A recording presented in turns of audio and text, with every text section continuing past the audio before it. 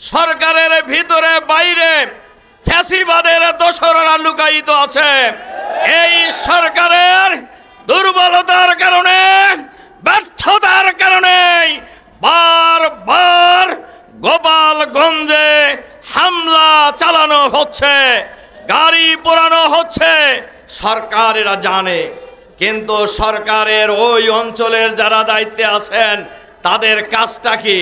কিন্তু আমরা এখনো লক্ষ্য করেছি কোনো সরকারি কর্মকর্তাকে তো ওখান থেকে উদ্যোগ করা হয় নাই, কাউকে তো পদত্যাগ করতে বাধ্য করা হয় নাই। তাহলে বোঝা যায় বেড়া যদি খ্যাত খায় সেই খ্যাত কেউ রক্ষা করতে পারবে না। এজন্য আমরা পরিষ্কারভাবে বলতে চাই, সরকার যদি সঠিক ভূমিকা রাখতে না পারেন, গোপালগঞ্জ বাংলাদেশের 56,000 বর্গমাইলের বাংলাদেশের বাইরে কোনো জেলা নয়। কাজেই গোপালগঞ্জে যারা এই সন্ত্রাসী কর্মকাণ্ড একের পর এক চালাচ্ছে আর সরকার নীরবে এটা সহ্য করে যাচ্ছে, এতে আমরা এই দেশের মানুষের মাঝে প্রতীয়মান হচ্ছে সরকারের মধ্যে ফ্যাসিবাদের ভূত আছে। এই ভূত সরাইতে হবে। সন্ত্রাসী যেই হোক তাকে গ্রেফতার করতে হবে, বিচারের আওতায় আনতে হবে। জুলাই বিপ্লবের চেতনায় যারা উজ্জীবিত, দেশ মাতৃকার জন্য, ফ্যাসিবাদ মুক্ত বাংলাদেশের জন্য আমরা যারা লড়াই করেছি, আবার ঐক্যবদ্ধভাবে ফ্যাসিবাদের দোসরদেরকে বাংলাদেশের মাটি থেকে চিরদিনের জন্য বিতাড়িত করার জন্য ঐক্যবদ্ধ প্রতিরোধ করে তোলার আহ্বান জানিয়ে যারা জুলাই বিপ্লবের অংশীজন তাদেরকে বলতে চাই, আপনারা দেশকে নিয়ে তামাশা করবেন না, জনগণের সেন্টিমেন্টকে নিয়ে তামাশা করবেন না। সকলে আজকে আমাদেরকে ঐক্যবদ্ধ থাকতে হবে এবং আগামী নির্বাচনে ঐক্যবদ্ধভাবে দেশ গড়ার জন্য দায়িত্বশীল ভূমিকা পালন করতে হবে। আজকের এই বিশাল বিক্ষোভ সমাবেশের সম্মানিত প্রধান অতিথি, বাংলাদেশ জামাত ইসলামীর সংগ্রামী কেন্দ্রীয় নায়েবে আমির, ইসলামী ছাত্র শিবিরের সাবেক কেন্দ্রীয় সভাপতি, সাবেক এমপি, সংগ্রামী জননেতা জনাব ডক্টর সৈয়দ আব্দুল্লাহ মোহাম্মদ তাহের, বিশেষ অতিথি বাংলাদেশ জামাত ইসলামীর সংগ্রামী সেক্রেটারি জেনারেল, সাবেক এমপি, সংগ্রামী জননেতা জনাব অধ্যাপক মিয়া গোলাম পরোয়ার, জামাতের কেন্দ্রীয় এবং মহানগরী নেতৃবৃন্দ, সংগ্রামী ভাই এবং বন্ধুগণ, সাংবাদিক বন্ধুগণ, আসসালামু আলাইকুম রহমতুল্লাহ। সংগ্রামী ভাই এবং বন্ধুগণ, নেতৃবৃন্দ বক্তব্য রাখবেন। কথা খুবই পরিষ্কার, জুলাই বিপ্লবে হাজার হাজার মানুষ জীবন দিয়ে, রক্ত দিয়ে, লক্ষ লক্ষ মানুষ বছরের পর বছর কারাবরণ করে কারাগারে নির্যাতিত হয়ে আমরা সবাই মিলে ঐক্যবদ্ধভাবে আমরা এই বাংলাদেশকে ফ্যাসিবাদ মুক্ত করেছি। এই বাংলাদেশের মানুষ নতুন বাংলাদেশ পেয়েছে। সেই বাংলাদেশে এখনো মিটিংয়ে হামলা করা হয়। এই হামলা কারা করছে? এটা সরকারের দায়িত্ব ছিল এই হামলাকারীদেরকে চিহ্নিত করে গ্রেফতারের ব্যবস্থা করা।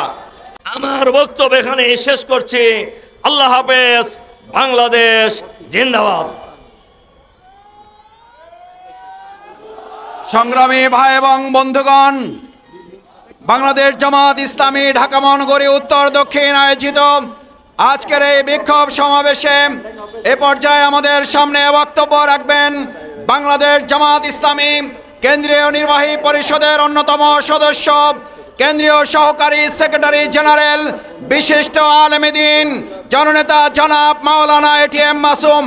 জননেতা জনাব মাওলানা এটিএম মাসুম।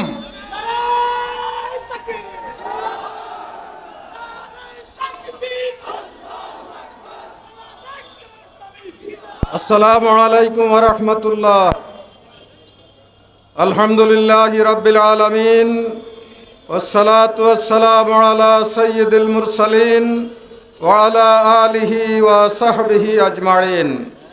বাংলাদেশ জামাত ইসলামী ঢাকা মহানগরী দক্ষিণ ও উত্তরের উদ্যোগে আয়োজিত গতকালকের গোপালগঞ্জে যে ন্যাক্কারজনক ঘটনা সংঘটিত হয়েছে তার প্রতিবাদে আজকের এই বিক্ষোভ সমাবেশের জনাব সভাপতি মহানগরী জামাত দক্ষিণের সম্মানিত সভা আমির কেন্দ্রীয় নির্বাহী পরিষদ সদস্য জননেতা জনাব নুরুল ইসলাম বুলবুল, আজকের এই সমাবেশের প্রধান অতিথি বাংলাদেশ জামাত ইসলামীর নায়েবে আমির জননেতা জনাব ডাক্তার সৈয়দ আবদুল্লাহ মোহাম্মদ তাহের, অন্যতম বিশেষ অতিথি বাংলাদেশ জামাত ইসলামীর সেক্রেটারি জেনারেল জননেতা জনাব মিয়া গোলাম পরোয়ার এমপি সাবেক ও অন্যান্য কেন্দ্রীয় মহানগরী নেতৃবৃন্দ, আমরা পরিষ্কারভাবে বলতে চাই, গতকালকে যে ন্যাক্কারজনক ঘটনা গোপালগঞ্জে সংঘটিত হয়েছে এটা কারা করেছে এদেশের মানুষের কাছে এটা পরিষ্কার। যারা গত 15 বছর বাংলাদেশকে খুনের রাজনীতিতে পরিণত করেছিল, যারা খুন করেছে, গুম করেছে, অন্যায় করেছে, লুটপাট করেছে, দেশের সম্পদ পাচার করে বিদেশে বেগম পাড়া তৈরি করেছে, বাংলাদেশের বিচার ব্যবস্থাকে ধ্বংস করেছে, যারা হামলা মামলা অত্যাচার জুলুম নির্যাতনের মধ্য দিয়ে এই বাংলাদেশকে আইয়ামে জাহিলিয়াতের চেয়েও জঘন্যতম একটি সমাজে পরিণত করেছিল, তারাই গতকালকে গোপালগঞ্জে এই ধরনের ন্যাক্কারজনক ঘটনা সংঘটিত করেছে। আমরা তাদেরকে চিনি, আমরা তাদেরকে পরিষ্কার বলতে চাই, বাংলাদেশে আর কোনোদিন স্বৈরাচার মাথা উঁচু করে দাঁড়াতে পারবে না। আপনারা স্বপ্নে বিভোর আছেন যে 14, 18 এবং 24-এর মতো আর একটি নির্বাচন আপনারা করবেন, সেই স্বপ্ন বাদ দিন। বাংলাদেশে আর কোনোদিন এই ধরনের 14, 18, 24 মার্কা নির্বাচন বাংলাদেশের জনগণ হতে দেবে না। যারা এই সন্ত্রাসীদেরকে লালন পালন করছে, প্রশ্রয় দিচ্ছে, যারা তাদেরকে চিনেও তাদেরকে আইনের আওতায় আনছে না, তারাও সমানভাবে এই জাতির কাছে আসামি হবে। আমরা তাদেরকে সময় থাকতে সঠিক পথে আসার জন্য আহ্বান জানাচ্ছি। সম্মানিত ভাইরা, 5ই আগস্ট যে নজিরবিহীন ঐক্যের মাধ্যমে এই বাংলাদেশে একটি অভ্যুত্থান সংগঠিত হয়েছিল, আমরা আজকে দেখতে পাচ্ছি সেই ঐক্যের মধ্যে ফাটল ধরানোর জন্যে, ঐক্যকে বিনষ্ট করার জন্যে আজকে বিভিন্ন ষড়যন্ত্র চলছে। যারা জুলাই বিপ্লবের অংশীজন তাদেরকে বলতে চাই, আপনারা দেশকে নিয়ে তামাশা করবেন না, জনগণের সেন্টিমেন্টকে নিয়ে তামাশা করবেন না। সকলে আজকে আমাদেরকে ঐক্যবদ্ধ থাকতে হবে এবং আগামী নির্বাচনে ঐক্যবদ্ধভাবে দেশ গড়ার জন্যে দায়িত্বশীল ভূমিকা পালন করতে হবে। যদি আমরা তা পারি তাহলে আল্লাহ তাআলা তার রহমত এবং সাহায্য আমাদের থেকে দূরে সরবে না, আমাদের সাথে থাকবে। আল্লাহ তাআলা আমাদেরকে সেই ঐক্য গড়ে তুলে আগামী দিনে দেশকে গড়ার জন্যে যথাযথ ভূমিকা পালনের তৌফিক দান করুন, এই কামনা রেখে কথা শেষ করছি। আসসালামু আলাইকুম ওয়া রাহমাতুল্লাহ। সংগ্রামী ভাই এবং